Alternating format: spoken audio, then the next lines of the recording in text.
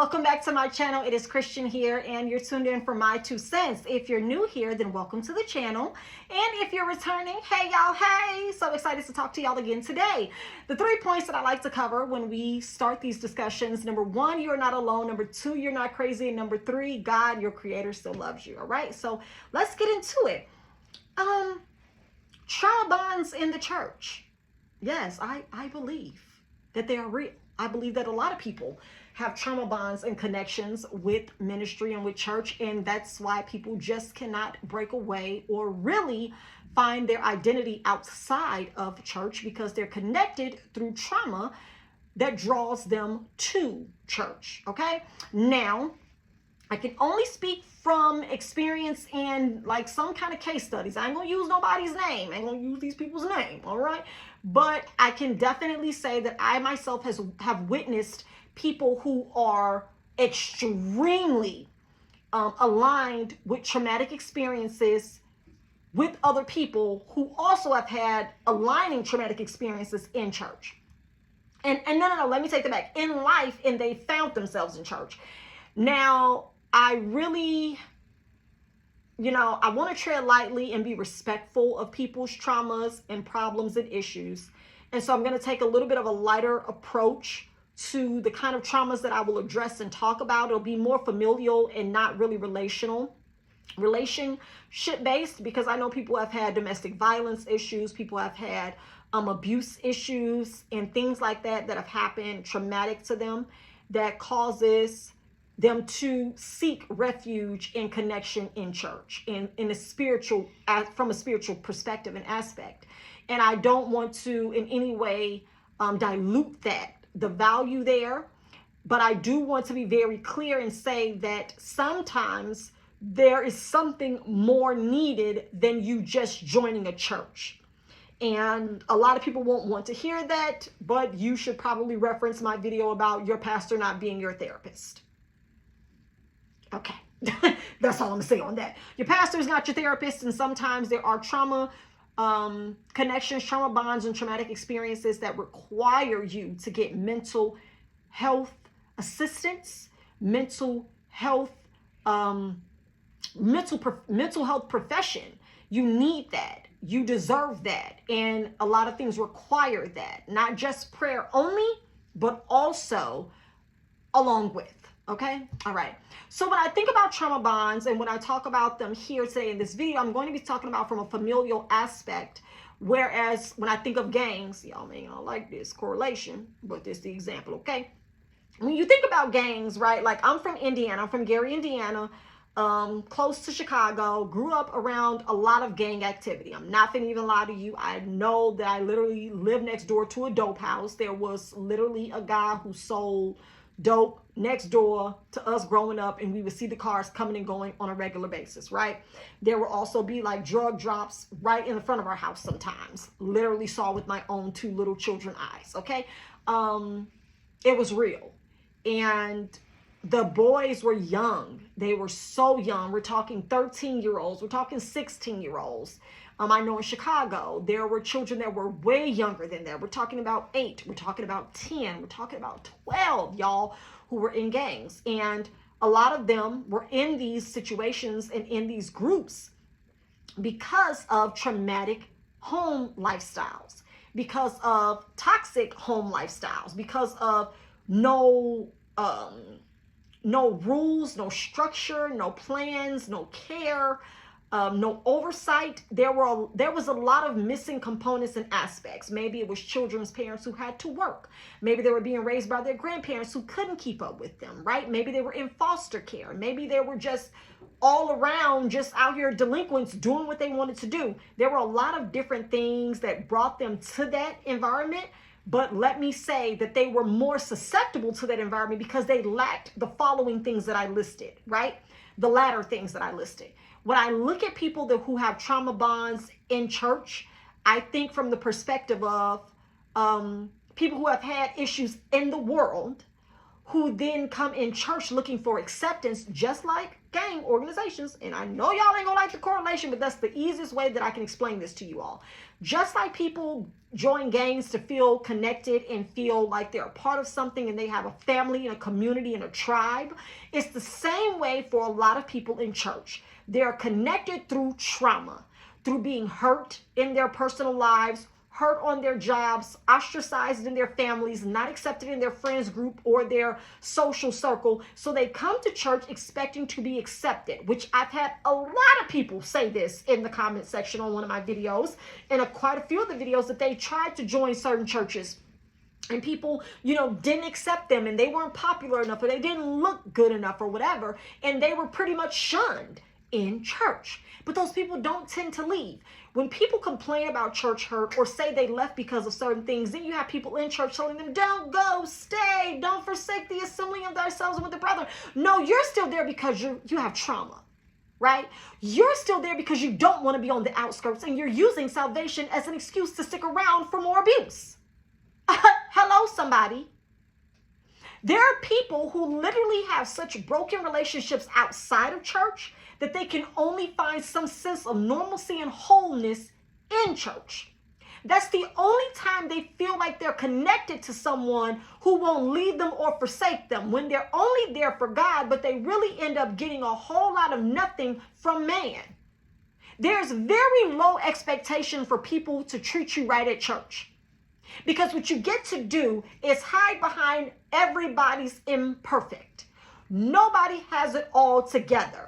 So we're going to stick around for part 2 and encore for you to do me however you choose, because I'm suffering for Christ's sake.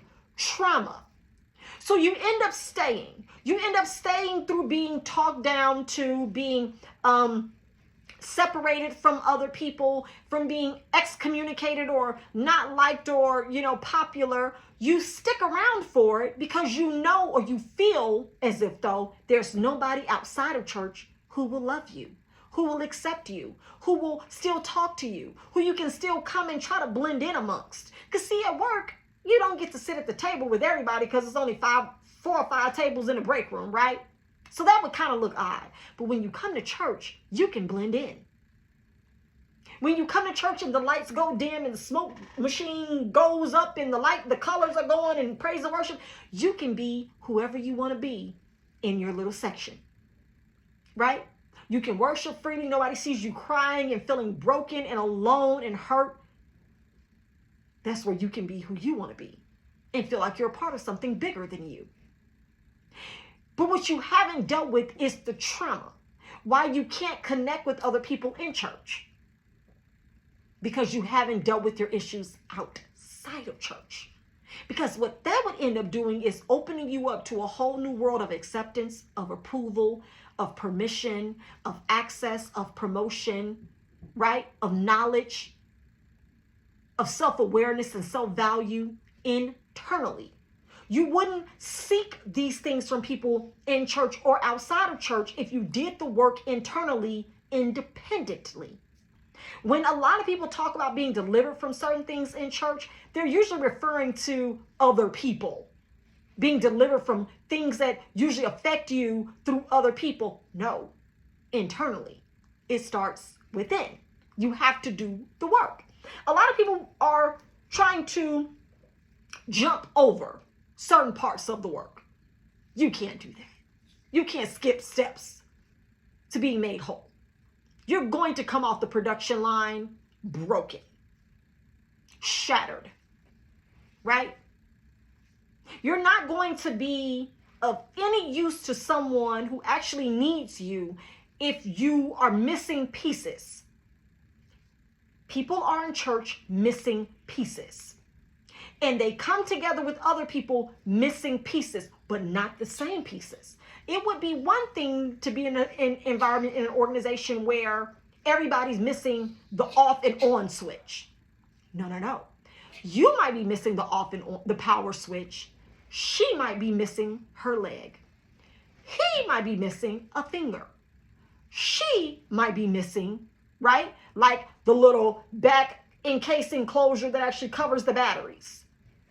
Everybody's missing a different part because of different traumas or experiences outside of church. And then they come together to feel like they're whole, to act whole. My God. A lot of people are sitting in church acting whole, all missing pieces, because they won't do the work outside of the church because they expect everything to be in the church. But you're dealing with people who are also missing pieces that are not causing them to function to full capacity. You are of no benefit to anyone in that organization or environment because you're not working properly.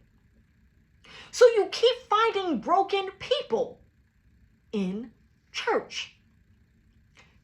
What I like to submit to people is if you've always found yourself in a pattern of behavior or a pattern of discontentment, you have to do something different.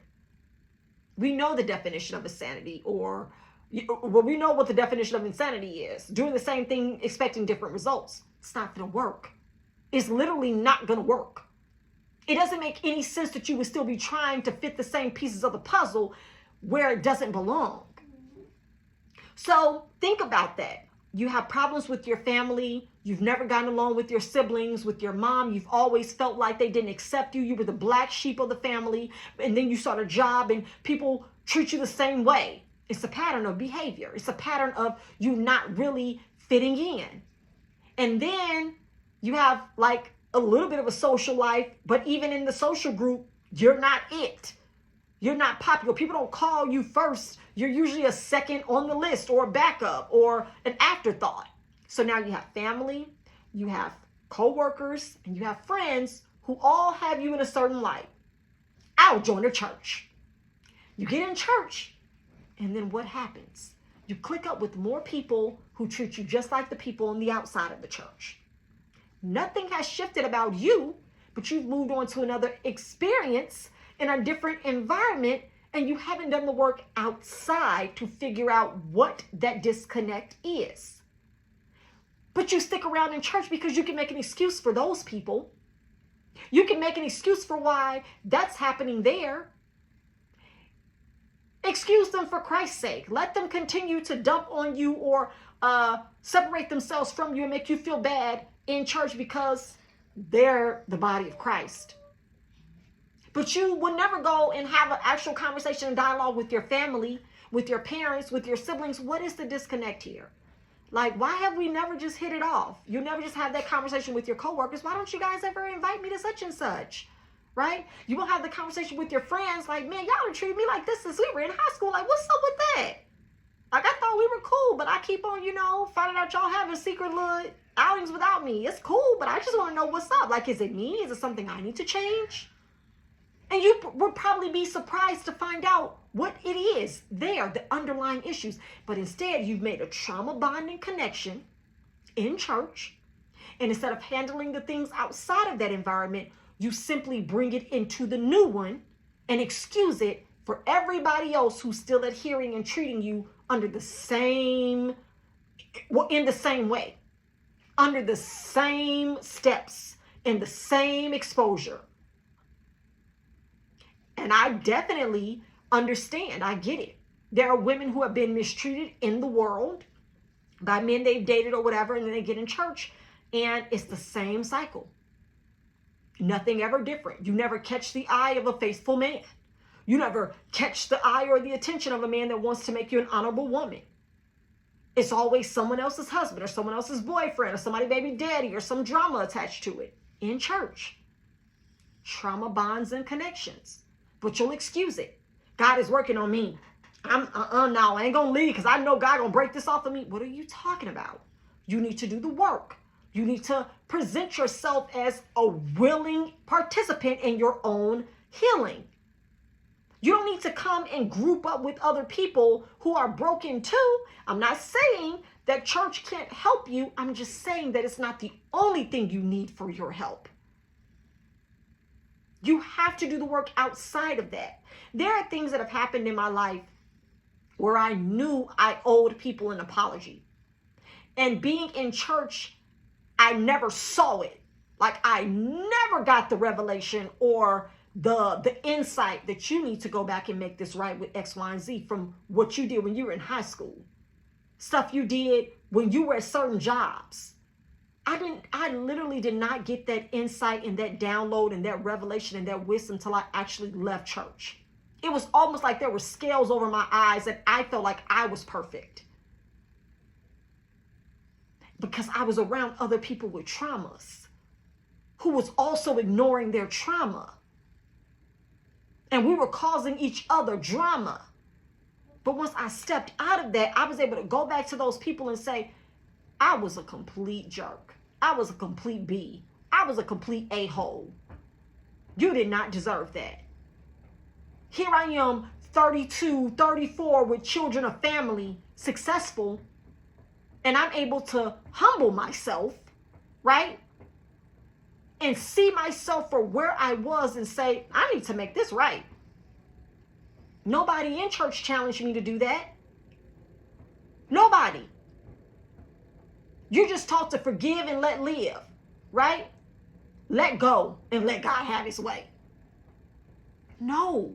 We need to start telling people to be accountable, to let go of the trauma connections in church and fix the trauma bonds outside of church. Not the trauma bonds, but fix the traumatic relationships, the broken, toxic relationships outside of church in order to be whole in church. Everybody in church can't keep being in pieces. This don't add up. So if you are one of those people who only joined a ministry to feel whole, you're in there causing problems. I can guarantee you that's the problem that a lot of these pastors have run into that we keep hearing about in mainstream media. John Gray. Because now you have people out here making excuses for him. Traumatic experiences outside of church that have not been handled. Now he's in church creating more trauma. He's creating more traumatic experiences for his wife, who now becomes a trauma bond connector with other women who've been cheated on or have had men to be unfaithful to them when they've given their all. Y'all don't want to hear me, but this stuff is real. Stop making excuses and start adjusting this stuff. Start addressing this stuff. Start shifting your expectations, not only of others, but of yourself. Love yourself enough to disconnect. To say, no. I'm not going to be friends with somebody that's just like me in church and then say we besties because we go to church together. No. Y'all wouldn't be friends outside of church. Y'all are only connected because of trauma bonds. You only like your pastor because of trauma bond. He's probably like somebody you've dated or that you've seen or that you like that never liked you back. Or he's like the father that walked out of your life but still has some of those qualities. Let's be honest. Let's be real. Let's be clear. We're humans. Like attracts like in every aspect of life. But what do I know? This is just my 2 cents. Hopefully this has been a thought-provoking conversation for you to at least do the work and look internally and say, man, what is it about me that connects me to this environment, to this place, to this ministry where I can't let go, and there's been signs and things and red flags where I need to disconnect, but I just don't want to.